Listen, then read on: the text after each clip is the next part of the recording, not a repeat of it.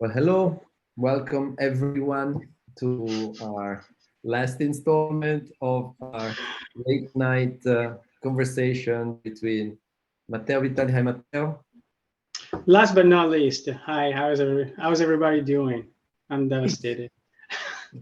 And me. So, Matteo and I are the curators of the exhibition How to Win at Photography. And we've had this insane idea of having conversations at 10 p.m., discussing the different chapters of this show. And today we're going to talk about a chapter called Game Travel. So How to Win at Photography revolves around different relations between game and images, between photography and play. And Game Travel is really this chapter that looks at this phenomenon called in-game photography. And this idea of players who stop playing the game and engaging with gameplay and following the rules, deviating from the path that is intended by the developers, and engage in photographic explorations of the game. So I think, we have this nice quote from Daniel Reynolds. Maybe we can start from there.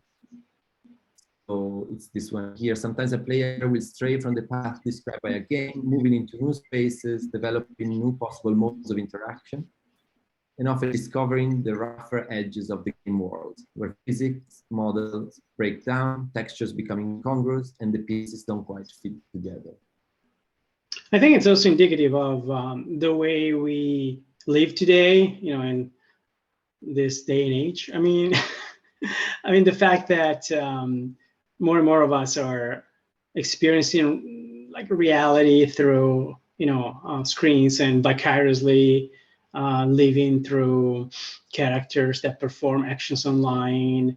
As you know, all my friends are virtual. I have all my relationships are parasocial. And so I only travel through video games these days. It's too much work to actually get on a plane or a train, and COVID and everything else. So all my photos are, in-game photos pretty much these days. Yeah, and I think maybe that's something that is interesting compared to, like the 90s, when lots of like media artists, but also game art, thinking also of net artists like Joey, like they break apart these systems, and now there seems to be like not an acceptance, but this idea of the simulation being so much more intertwined with reality, right? So you cannot break it apart anymore.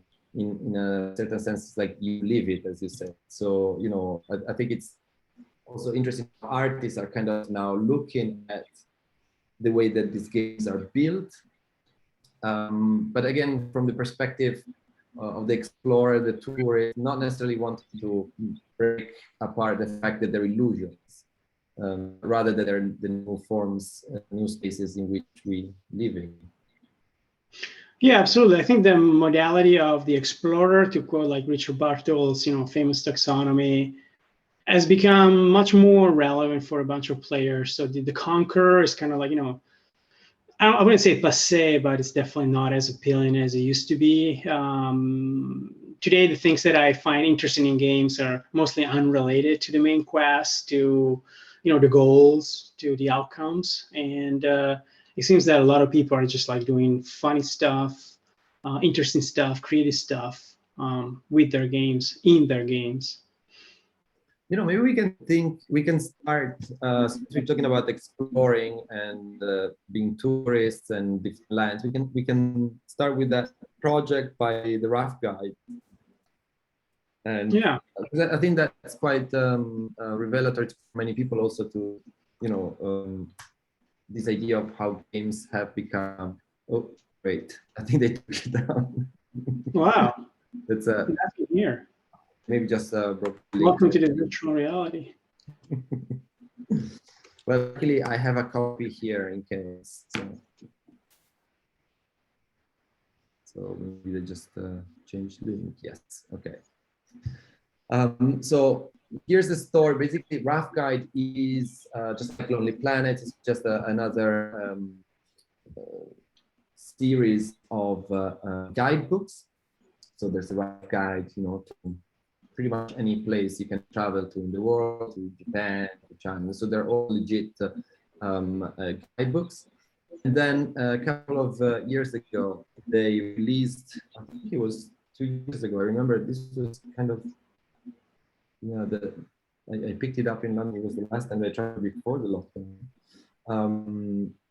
They created a rough guide to Expo with this idea that computer games have become places where we travel, and then places where actually you can visit and enjoy not the gameplay itself, but the sceneries, the ruins. There's all sorts of like informations that resemble very much the physical locations that they're exploring there. So I picked up a copy. This is actually done in collaboration with Microsoft. I picked it up at the Microsoft store, and it's quite stunning, like the level of details that went into it. So you have, like getting around, things not to miss,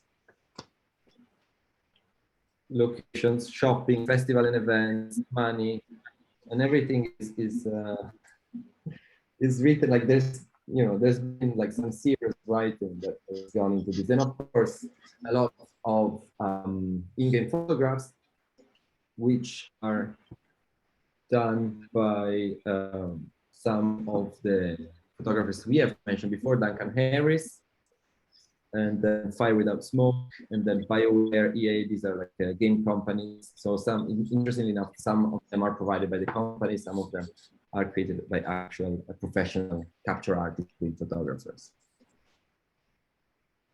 I mean, it makes perfect sense considering that video games are mostly, spatial medium rather than, conventional stories. I don't want to resurrect the ludologist versus narratology debate in game studies, but seriously, games are places where you go and do things, like space of possibility, as Will Wright famously said. And if you go back to the history of the medium, consider things like, Nintendo Power in the 90s, which was this magazine, this official magazine published by Nintendo, and basically it was just a collection of maps.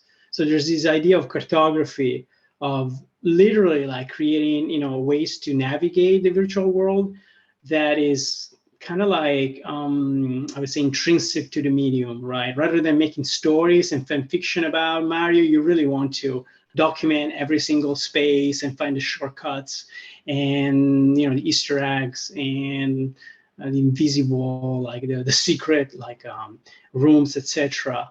And now that video games are entirely 3D and photorealistic, they're open worlds, just makes sense if you make a guide that is highly detailed. But it's also kind of like, an inside joke, because nobody read this stuff anymore when they travel. Everything's digital. Nobody reads a Lonely Planet guide or a rough guide. But it was an interesting kind of project, I thought. Yeah. So, and with maps, then if we want to stretch this tourist metaphor, which by the way also what Betsy Books talks about, right? In this idea of game screenshotting and the player as the tourist snapping pictures for their memories and things like that. So this is already a bit late in the game because it's 2013, I think. This is a Flickr group for landscape photographers in game world. So it's very much the kind of images they would expect from tourists going and taking pictures of, like exotic faraway lands. So there's a lot of that also kind of approach to otherness that is common in tourist photographers who go to places different from their home. The street photography too, I would say. Right. This is also, I don't know if this is telling, but this group was born with GTA 5, I think, because it was previously known as landscape photographer of Los Santos and Blaine County, and eventually was renamed in-game world because it became so popular in game photography that they allowed other games to be the context. So I guess it says something maybe about the popularity of in-game photography and how it spread over the last 10 years or so.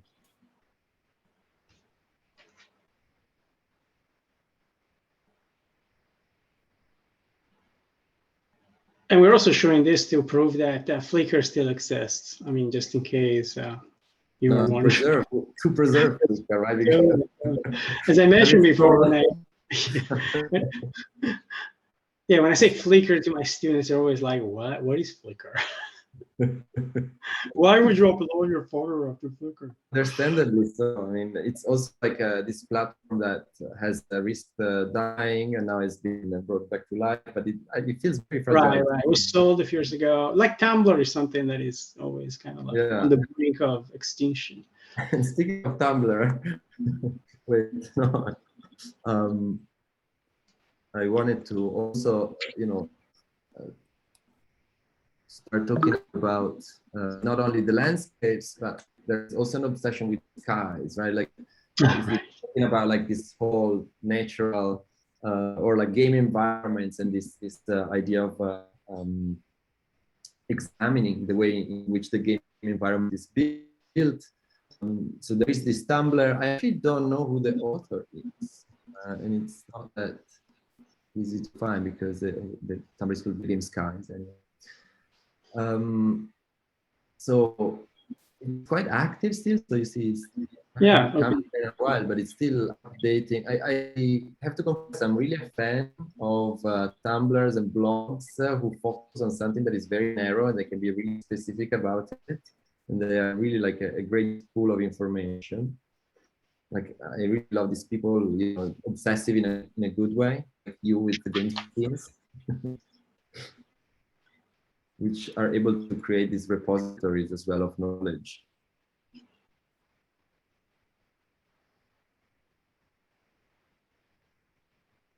Wow. And of course, the avant-garde equivalent of this is Corey Archangel's Super Mario Clouds, obviously, which so, and that's a work that is also featured in the exhibition. And featured in so many other exhibitions. It's a very seminal, iconic work. Let me just bring it up.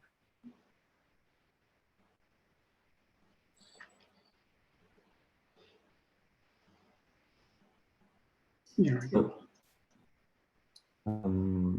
So actually, Super Landscape 1 is two works of Archangel that function in a similar way. Super Mario Cloud and F1 Racer are two very famous games from the Nintendo NES times that he modded physically, so at the level of the chip, at the level of the cartridge of the game, in order to remove all of the game components. So no Mario, no cars, no obstacles, no way of winning or even playing the game, and just leaving the background. So the image that are respectively the clouds in the sky and the roads. So let me get this straight. Video game art is art without the video game. Did I hear that correctly? You just take away the game and here's some art? Yeah. Well, video game, I'll let you define video game art. I think in this case, I think that's this idea of taking the game outside of the game. Subtraction, yeah. It's also very similar to this idea of players going inside video games and playing the games and taking pictures. In this case, it's not about taking pictures, but kind of like only leaving the picture, right? So it's abstraction, as you say. But it's also interesting how this work got a lot of attention also from many different fields and different institutions, because you could see it from the lens of cinema, from the lens of photography. Is it a GIF? It was also like I felt that it was a moment where games were not really accepted in art context, contemporary art, in museums, and this was one of the works that really broke that barrier and also allowed to. Yeah, do you remember that famous Art News cover featuring Brody Condon's Elvis Presley, and there was this great article by Christian Paul, and it was basically like about like validating video game art. I also remember a 2002 profile of a Corey Angel by the New Yorker, in which it was described as the 21st century Andy Warhol. And yeah, Corey Angel went on to do some amazing shows at the Barbican, self-playing machines. He's been using video games in his art for a long time, including his latest work, actually, which I find really interesting. We're talking about. We should say that. Yeah. And actually, funny that you mentioned Andy Warhol, because he was also involved in the preservation of Warhol's Amiga works. Remember that? Totally. Amiga gave a machine to Andy Warhol. He also made a shot Andy Warhol, you know, that video game work. Totally. So it's like, makes sense. It's like, you know, the son killing the father is the perfect loop. Let me see if I can find the latest works that you were talking about, because I remember that we were just commenting that it was kind of like all of the chapter of How to Win Photography combined in a way, because it talked about like here it is, Center 21. It was a Kim Kardashian game, if I remember correctly. Here we go. Yeah. It's this one. Yeah, I thought it was quite remarkable. Here we go. Oh, you found it? Excellent, excellent. Great, great, great. Century 21, 21st. Oh, wow. Look, tonight we're not lucky with links and stuff. Yeah, the fragile nature of the internet, I guess.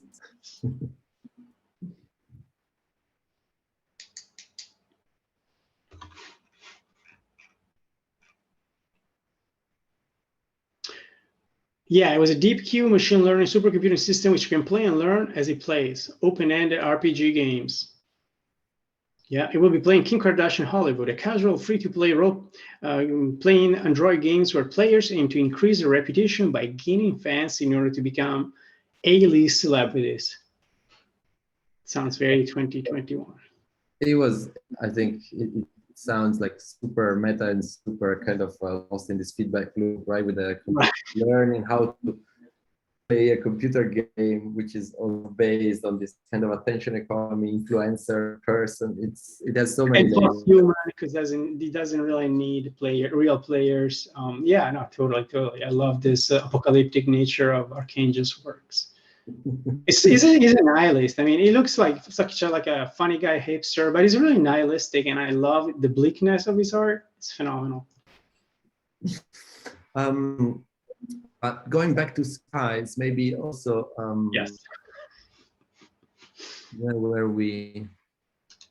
Oh yeah, here we are. So from the skies of Archangel, we also have the skies of Joan Pabux, who's an American artist that is featured in the exhibition with the series called Video Game Color Fields. Right. Here, the skies have a very different kind of, they represent something completely different, right? Yeah, they're really, I mean, look at this palette, look at these colors. They're very relaxing and chilling. They evoke almost like a new agey kind of, or, like this gradient, which is now, the aesthetics of, millennials, etc. But they're really created by sort of like extracting the color palette of ultra-violent video games like Grand Theft Auto, Metal Gear, Killzone, Ace Combat, etc. And so it's really about again, it's a work that functioned by subtracting and eliminating and reducing and erasing a lot of video game elements that are overwhelming, distracting, and all you're left with is this like peaceful and quiet and almost like I wouldn't say screensaver definitely, but it's something that just like relaxes you and just like and these artworks are phenomenal. They're so huge, they're so big. You walk in and kind of like immersed into this color palette, and yeah, I love her work. I mean, she's really really talented. And this is a work that came out almost like what 15 years ago, something like that. Very, very, very cutting edge. Very, very interesting. And since we're going on with this selection of game skies, maybe we can also mention Ashley Blackman, which is not featured in a show, but the work was featured in a show you curated a few years ago in Milan, which was an incredible survey, as you titled it, right? Oops. Yeah. I mean, back then he was still a student. Now he's called. It goes by the name of Neutron QI, and it was actually Ashley was the youngest artist that we featured. The oldest one was Aaron Faraki, and it was interesting.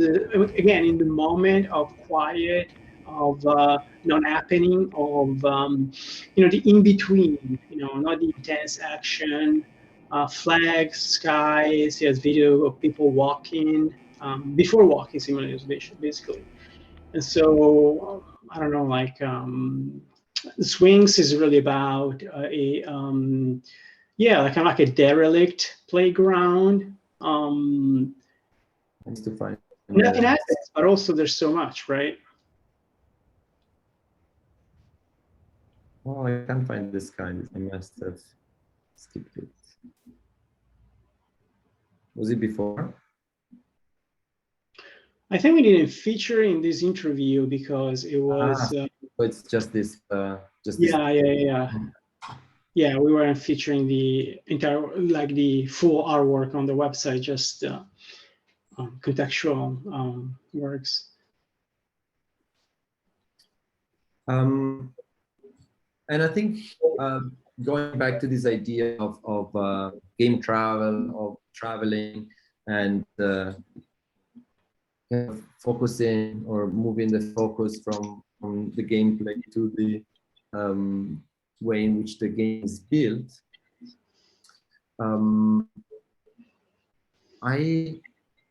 Well, it's hard to choose. There's so many good works I think that we have. It was a very hard chapter to kind of curate in the sense of like having so many possible good works in them. Yes, I wanted to quickly talk about Emily Hadrick also because, as you mentioned, this is possibly, I think, the youngest person in this exhibition. And she has these 3 screenshots in the exhibition, which are from the game Minecraft.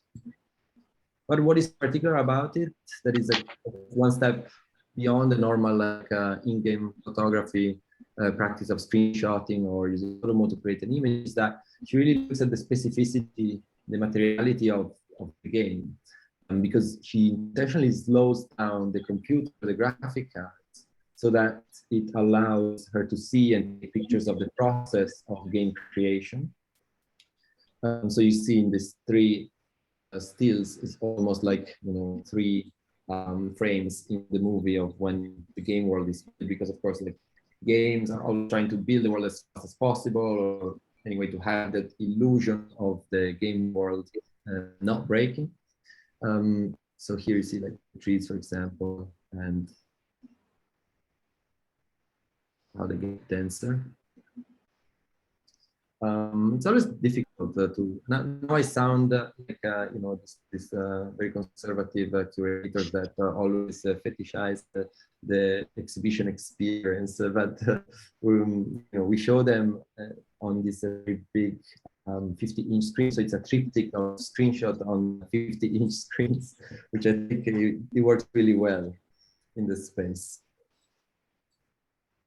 Yeah, I agree. I mean, documenting the process is crucial, and sometimes that gets lost in translation. It's really about, there's this still kind of like old school mentality about the complete artwork that can be fully experienced, but it's also this idea of the artwork that exceeds the viewer, especially now that live simulations, for example, are becoming commonplace. I'm thinking about the work of artists like Ian Chang, Amir Yatsif, and many other artists. And so the idea that you will never be able to fully experience the artwork. So I think this is a good compromise in the sense that you still get the idea of the process. There's like, you know, 3 kind of like snapshot of a process phenomenon that is much longer, much larger. So it's indicative of that something is moving, is happening. Hey, do you want to talk about Justin Berry, perhaps? Sure. Yeah, sure. Justin Berry is an American artist that has been working with in-game photography for a long time. Not just in-game photography, but so unlike the previous artwork, this is really about emphasizing the photorealistic aspect of contemporary video games.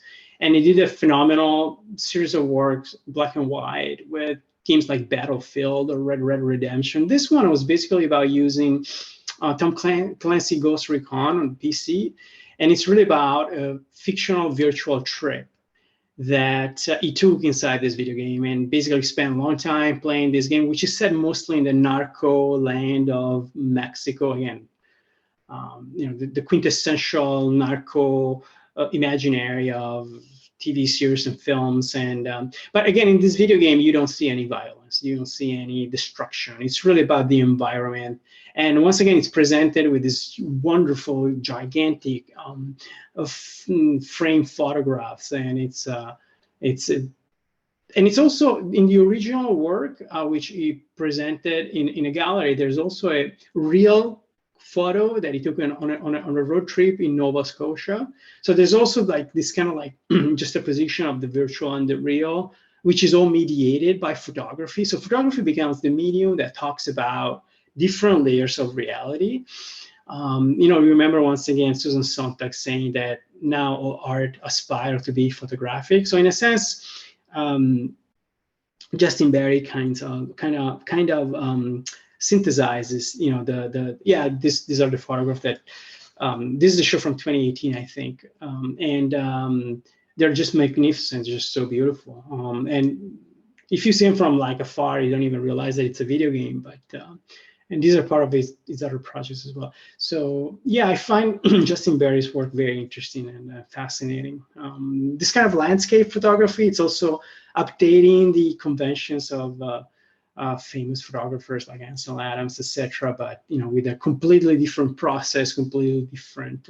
He never leaves his room, right? Because nature is in a video game. It's simulated. It's code, and it's taking photograph of this code basically. Here's the whole series. Yeah, and I think there's a lot of like artists well, who play with that ambiguity, or like what is real, what is virtual, because of photorealistic CGI. A lot of people who do not care about the ambiguity, but really are interested in the sort of sublime, the sort of experience that is specific to the game world, to the game landscape. Maybe you know, the work of the series of Other Places comes to mind, that it's more video, but I think it's in this sort of genre of like meditative ambient exploration of kind of game tourism. Do you have a preference? You could have one, Right. just some ambient, relaxing moments. In the context of like vernacular art, obviously. Yeah, absolutely brilliant. Yeah. And it's once again, it's emphasizing games as, you know, space of possibilities rather than stories or narrative constructions.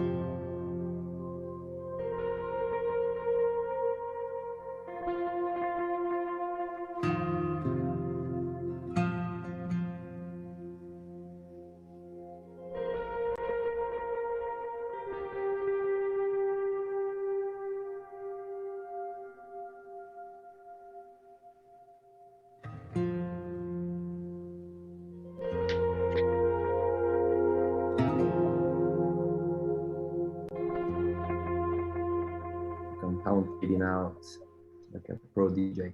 But on the other hand, I think what is also interesting is that, like, you know, how you mentioned also, you know, some games, Justin Barris's series, they refer maybe to semiotics of associated with narco, all of that.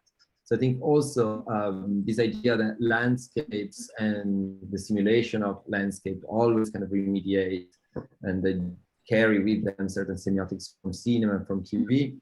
So there's also art who are looking at landscapes through that more political lens. Josh Bricker is one of them. So his project was something that kind of came to mind, which was called like the Grand Tour of Duty, which was an exploration of Call of Duty through the ideas of Orientalism by Edward Said. Because of course, Call of Duty is set in this well, in different settings, but in this one was this stereotypical Middle Eastern scenario associated with terrorism and so on. And also, you did the similar machine work on Kowloon in Hong Kong, which I think was also on Call of Duty. You presented at Situations Play, right, a few years ago. I remember it was part of the show. Yeah, yes, that was wonderful on the big screens. Mm-hmm.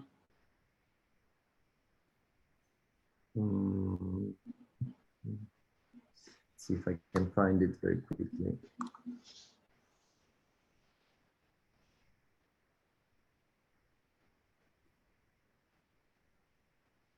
Another Day of Depression in Kowloon. Right. Yes. 2012. Oh, this is such a seminal work. Yeah, and I think, I mean, this was 2012, and you know, now especially the situation, what is happening now politically in Hong Kong, even more bleak.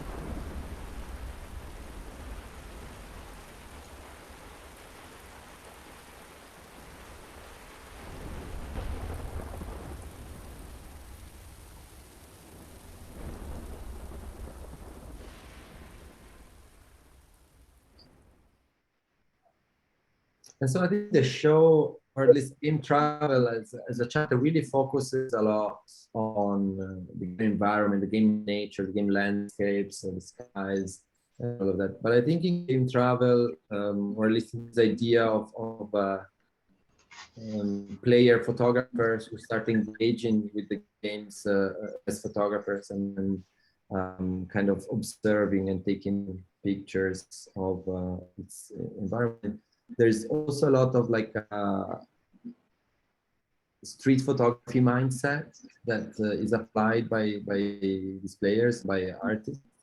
And one of possibly the best one is from, you know, the Fear and Loathing in GTA 5 project by Morten Rockford Raven. I'm not sure I'm pronouncing it right.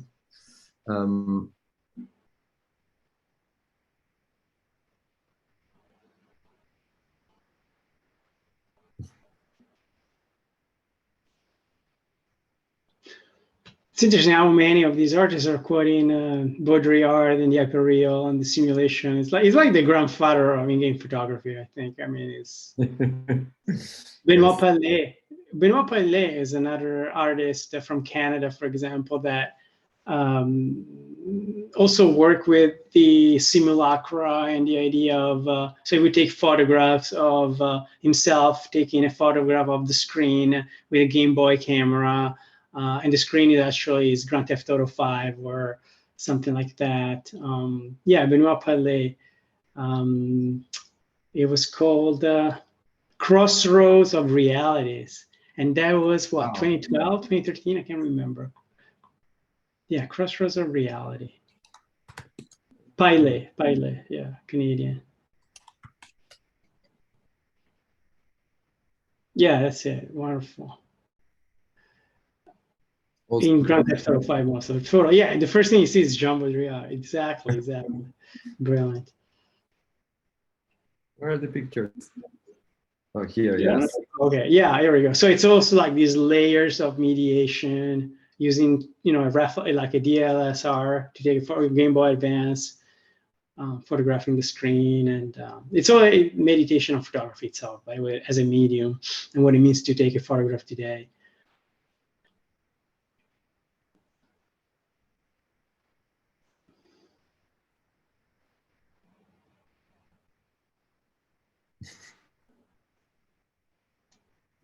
This kind of nice and reminds me of Aram Bartol's series. Have you seen his series in the? Right. So maybe that's also a nice connection there, because it's also in the show with his DDust project. Yeah, I don't think you can possibly not have Aram Bartol in a show about simulation photography technology. I mean, Bartol is like a giant. This was yeah, totally. Let me go back. Do you want to talk a little bit about DDust? Yeah. I know that DDust is a map that is dear to you. I mean, what I really like about Bartol is that it was probably among the first artists to really create this kind of like cognitive dissonance by bringing the virtual into the real, right? So a lot of people try to recreate reality within video games, the Sublime, Ansel Adams, and photorealism, and it did exactly the opposite. It was such a brilliant, smart move. Bringing these pixelated maps from a first-person shooter, Counter-Strike, into reality, and just like leaving them in the subway or around, on the street, in this like park. Yeah, and this is just one of the projects. I remember another one of my favorites called Speed, where you would take like the signs from Need for Speed. I think it was 2007, 2008. I can't even remember, but one of these earliest projects, and just put him in real place in reality. And so you have this cognitive dissonance where you think, wait, is this a game? Is this a reality? I don't know if he archived it or it removed it, but it was brave. Try to see if you find it by looking like Speed and Aram Bartol, if something comes out. It was one of these earliest projects.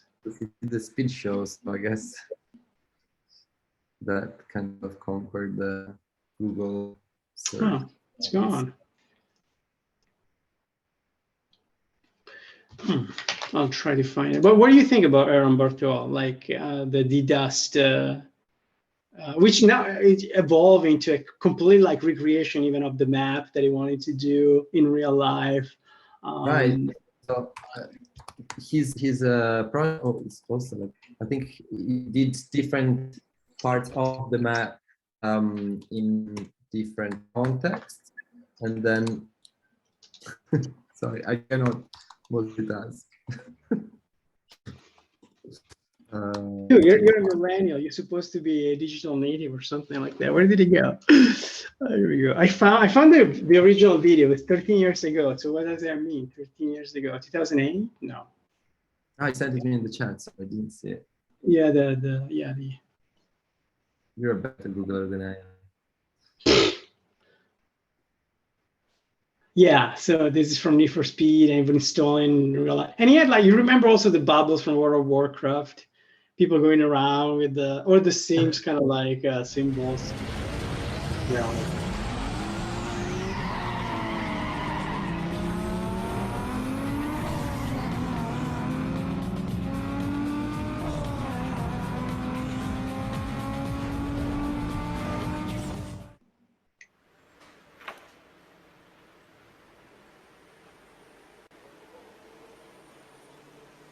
And it's very lo-fi. It's very like that's what I love about it. Like the first-person view, you know, it's a cut out of.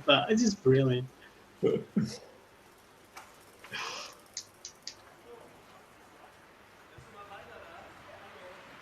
And you've got this strategy on a number of products, also the Google Maps logo, right? But, Yeah, exactly, exactly.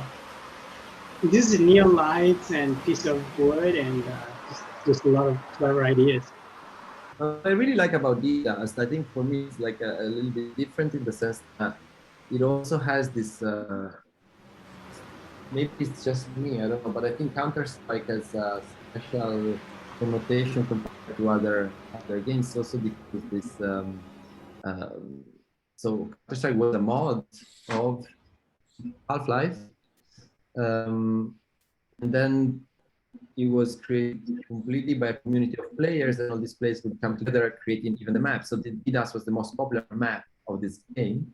And Counter-Strike was one of the first multiplayer games that invaded internet cafes at that time, right? Late 90s.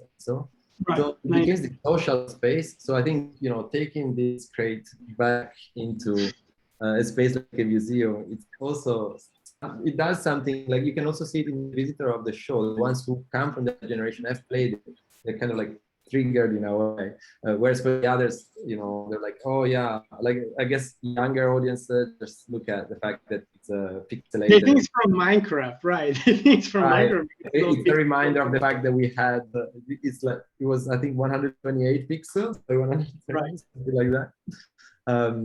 So, but I guess that's also what I really like about the work, that it can talks about in a very simple way. It has quite a few layers to the generation of Counter-Strike.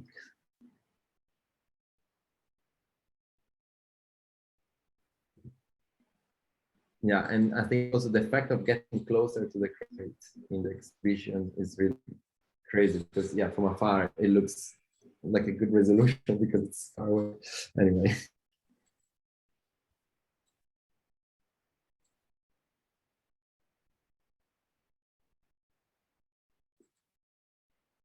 So a good maybe like counterpart to this would be players or artists or whatever you want to call it that go into the video game and trying to find the absurd boundaries, the absurd how can I say, glitches that prevent players from proceeding, from continuing their journey.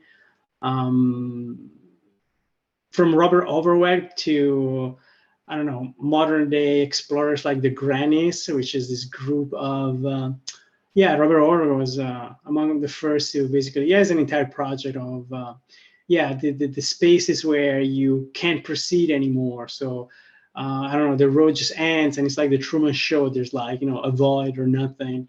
And, or the grannies are actually playing Red Redemption online and trying to kind of like cross spaces and boundaries, and they're like prevented from, you know, the design of the game itself. And it's completely unrealistic, completely breaks the immersion, the willing suspension of disbelief. And in the meantime, they just like, you know, kind of document their travels in this uncanny, weird, you know, Mark Fisherian kind of way, a place that is the desert of this incredibly popular game inspired by spaghetti westerns and a bunch of other like things. So they presented this project at Now Play This in 2020 in the UK, online only because of the pandemic, and I thought it was a truly outstanding kind of like project.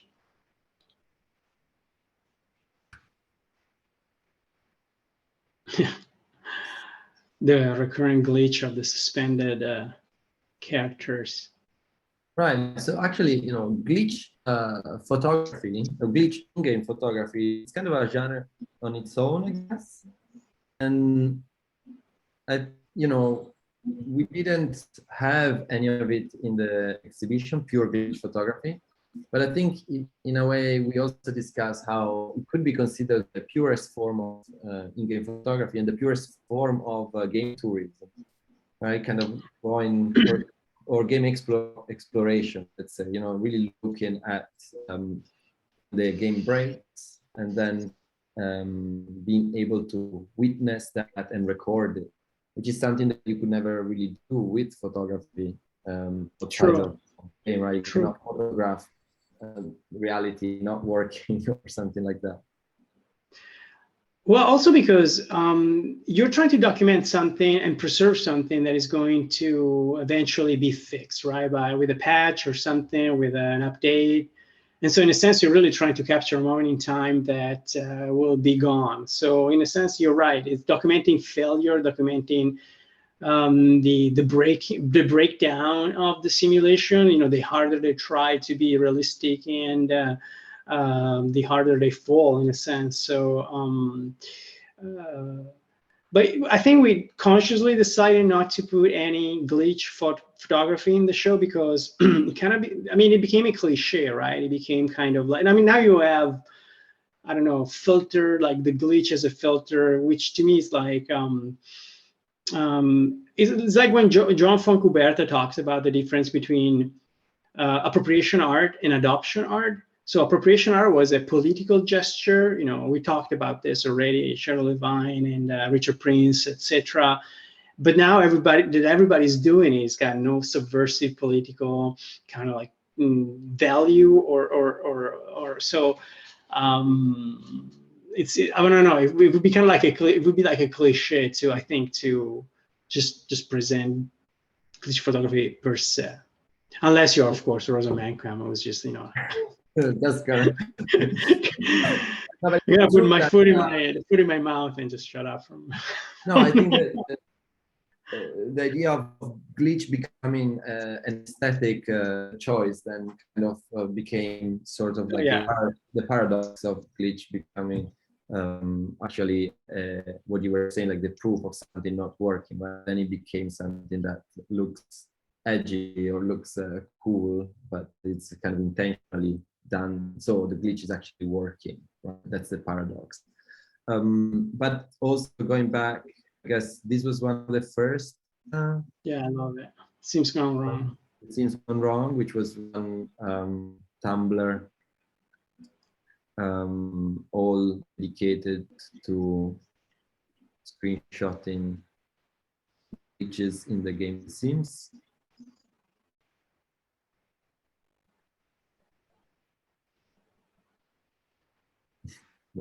This is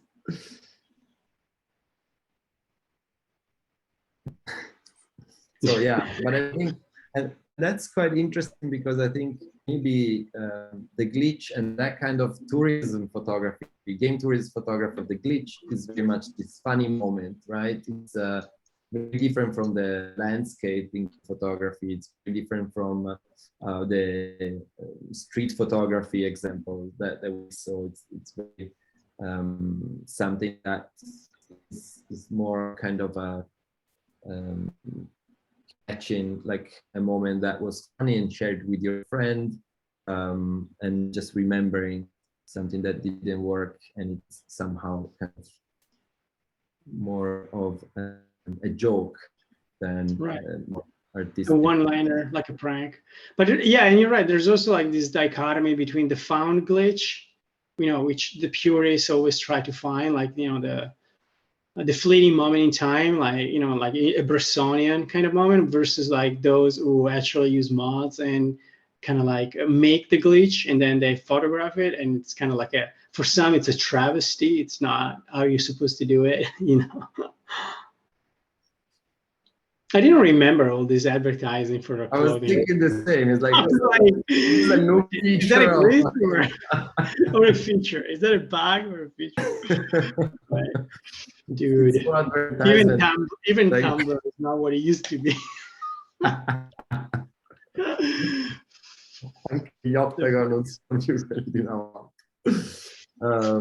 like this glitch, you know, we compare with this glitch is also very obviously two different intentions, very different practices, and even within the glitch itself, I think there's a lot of different things to explore in terms of in-game photography. We'll do another exhibition about it. Totally, totally.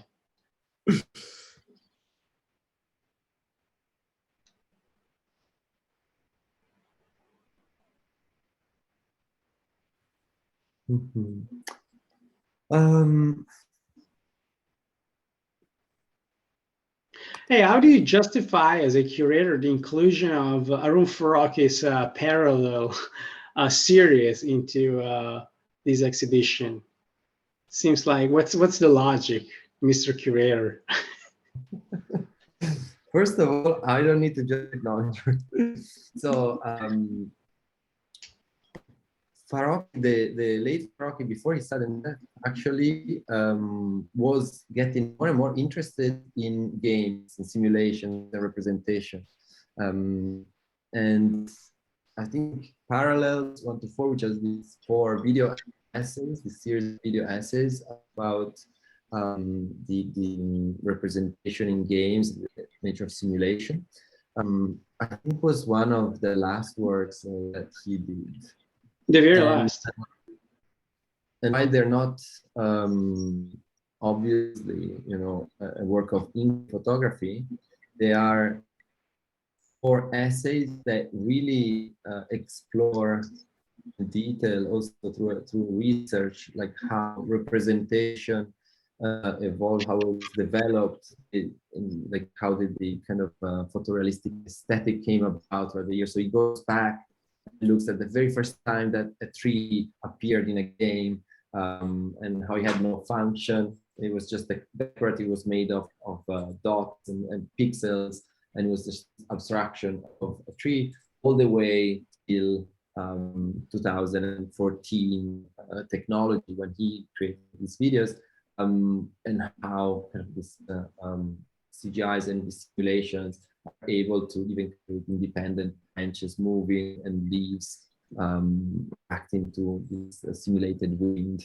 and so on. And then it goes on, and in each essay it focuses on different things. So one is about the representation and the simulation of fire, water, trees, and then the next one it looks at the character and the hero in the game, how it interacts with other NPCs.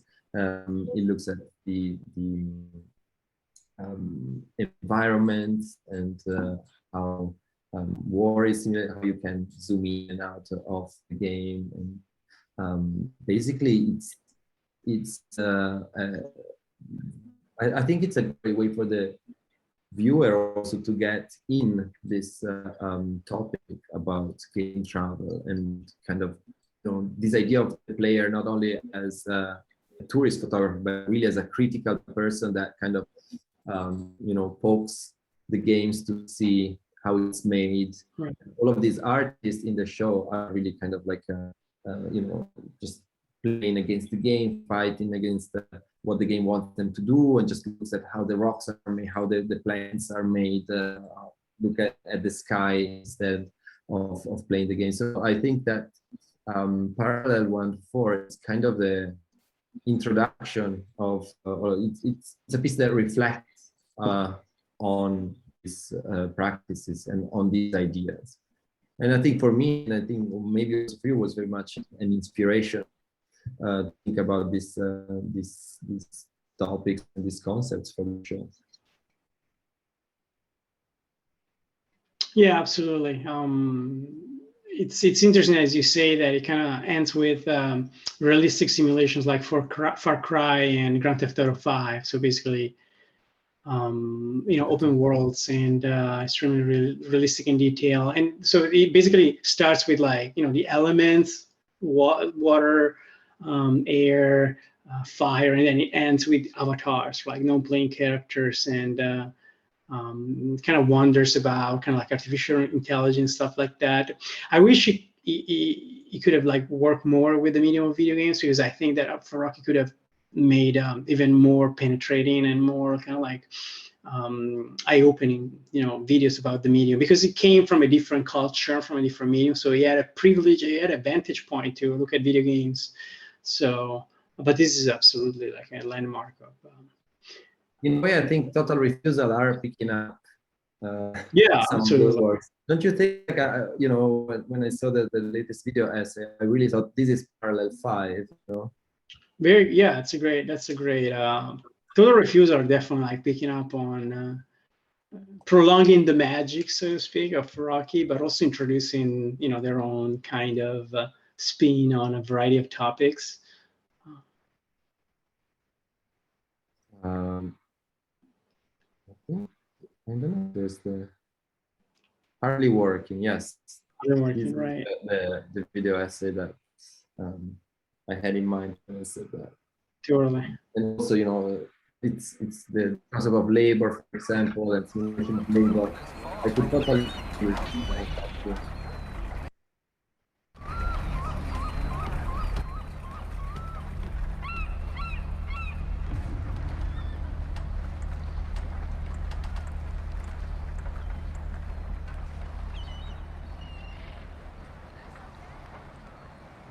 This is the Carpenter. The Carpenter is one of over 1,000 NPCs in the video game Red Dead Redemption 2. NPCs is short for non-playable characters. They are extras who live their lives in the background of the stage picture. When the Carpenter's shift starts a couple minutes past 8 a.m., he immediately picks up his work. A hammer appears in his hand. He kneels down, takes aim, and always drives 2 nails into the same spot. He always exhibits a bit of extra spirit when sinking the second nail into the wood. The street sweeper has a decent work-life balance. She starts a tad after 11 a.m. and works until around 3:30 p.m. At the start of her shift, she picks up her only tool, a broom, and starts sweeping the sidewalk. Oh. The street sweeper takes her job very seriously. She guides her broom with intent. Her movements seem focused, and her gaze is directed at the ground at all times. There is one particular spot she always pays close attention to. For over 2.5 hours, she does nothing but sweep this one small area. Again and again, she guides her broom across the muddy wooden boards. And yet, no matter how diligently she sweeps, no matter how long she focuses on the same spot, the sidewalk's texture remains dusty and full of dried mud.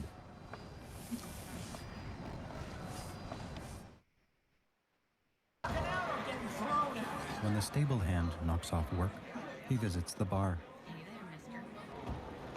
On his way back, the stable hand loses his bearings. He stops, turns around, takes a couple of steps in the opposite direction, and pauses.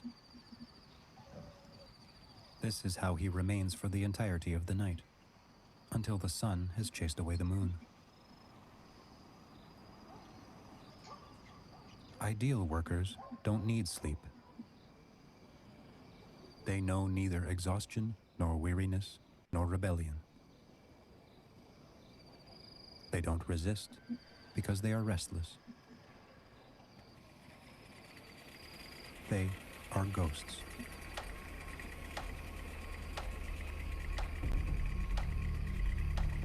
So,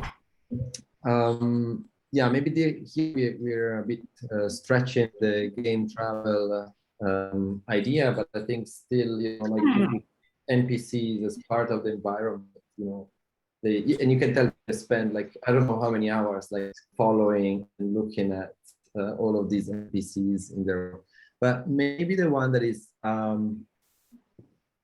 closer, or I guess could be also interesting to mention from by Total Refusal, is their intervention in the game where they do this tour of the city. Washington DC, Operation Jane Walk. Operation Jane Walk, yes. Totally brilliant. Let's see if we can find. Yeah, which is really a reflection about architecture and politics and neoliberalism. It's actually the first work that I saw by Total Refusal that I found. I mean, the very first, and I was like, wow, blown away by their approach. It's just phenomenal.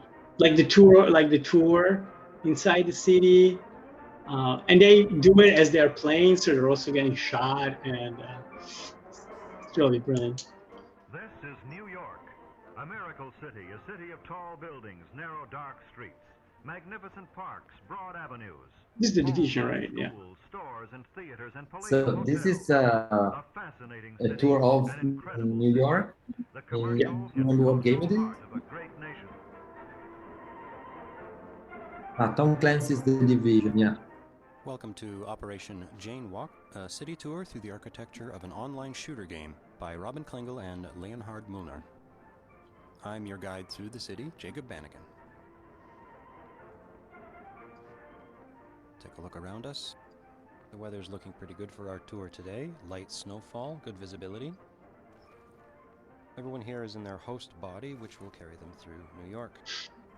I'm the one wearing the red jacket, so just follow me. As we begin, a short introduction into controls. To move the body, standard W, A, S, and D. And they also did a live version of this. Changes I think I saw it live, which I think it's also a great idea. Click around and get used to that. They have tour guides. Make sure everyone's comfortable. We don't want to lose anyone on the tour. So what is this? Is this meta play? Is this subversive play? Is this counter play? How would you define it? Emerging gameplay? Is this Take a look around us. Well, would you consider like an experience of going to a tour guide play? Behind that, the East River. Tour guide play. I like it. I love it. Clouds. I'll stick with that. Skyscrapers in the background. Because yeah. So New York serves role-playing tour guide. It was transformative play, subverting the gameplay. LARPing is a video game. As the tour guide. Whole atmosphere. Is from happening in the future. In order to create a convincing monument for a new world order, an international board of architects is gathered together. Le Corbusier is sent from France. And his first sketches lead the way. It was really a reflection on the politics too, because I remember they talk about Trump Tower and they talk about these landmarks and this architectural buildings that have meaning and value outside of the video game world as well. There was also a work, I remember a video of Rock Herms, where he looked at the art displays on the wall. I think it was Call of Duty or something like that. Do you remember that work? What do you consider that? Is that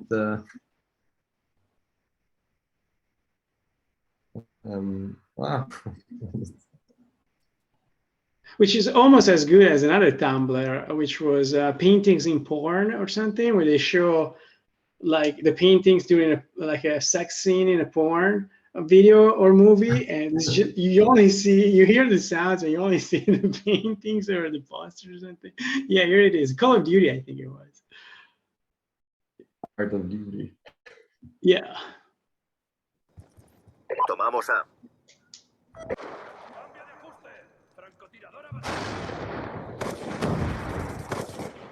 Hemos perdido C.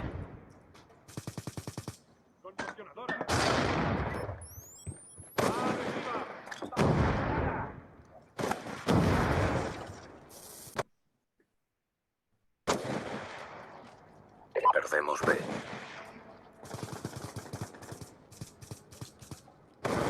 Fijando destino. We should have used this. Dron cazador aliado desplegado. The soundtrack in the exhibition. Right.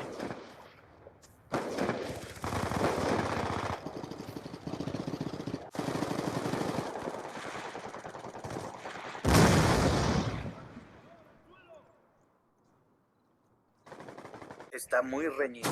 Esfuércense.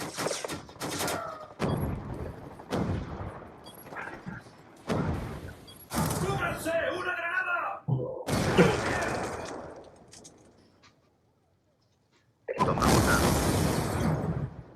Or if you want something more explicit, is this one by Michael Warner-Zandler, where you actually have the player, instead of looking at the paintings, just like shooting the paintings and destroying all the paintings. So it's really an attack of, you know, like classical art within a first-person shooter. So it's and also like shooting in the gallery itself in various video games. So it's this is, again, it's machinima, but the logic is really about, you know, vandalizing video artworks in a video game where you're supposed to do something completely different. So right, and I think I'm now thinking of Thibaut Monet. Thibaut Monet is a French artist, and I think this project he did it for a magazine, so it's not on his website, but he shot this French subway in another kind of first-person shooter game. But in order to shoot the subway scene, he had to have friends in multiplayer modes helping him fence off like the fire, so that he could take pictures. It's quite the opposite, right? Instead of like shooting on the art, like they had to like shoot so that he could make the art or take the pictures for this. So this is like a very interesting kind of fiction between the gameplay and the photographic act of a paint subversively game.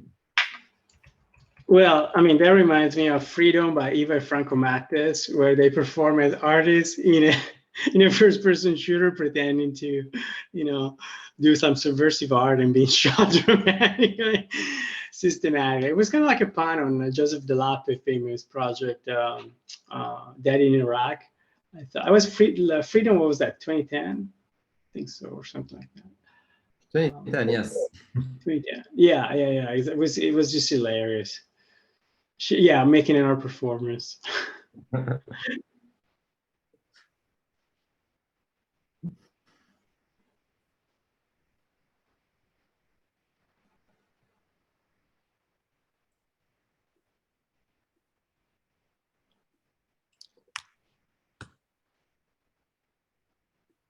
Back to the base. Yes. So I think unless there's anything else that you want to add. I just want to subtract. Subtract.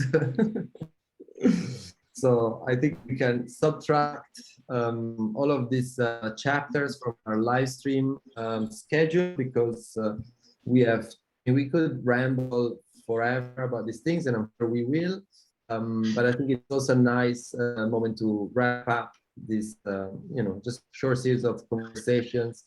We're not really sure what you're going to do with them. We hope you enjoyed them, and check the rest of the content on the online publication, How to Win at Photography.